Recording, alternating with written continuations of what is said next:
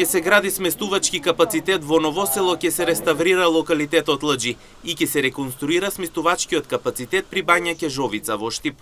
Ова се новите предвидени проекти кои што општина Штип ќе ги реализира со искористување на европски фондови и прекуграничната соработка.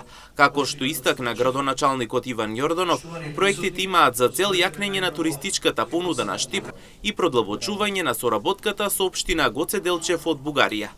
Станува збор за една туристичка понуда и јакнење на капацитетите со изградба на сместувачки капацитет во историското Новосело, кое што е музеј под отворено небо, реставрација на локалитетот Лџи, извор на минерално-термална вода и реконструкција на сместувачкиот капацитет при Бањата Кежовица, што ќе овозможи исто така можност за престој на не само жителите на општина Штип кои ќе ги користат услугите на Бањата Кежовица, туку и на гостите од страна кои верувам дека ќе имаат причина повеќе да останат во нашиот град. Јорданов нагласи дека проектите ќе бидат дополнителен мотив за продолжување на успешната соработка и во иднина. Очекува брза реализација и граѓаните наскоро да ги почувствуваат конкретните придобивки од инвестициите.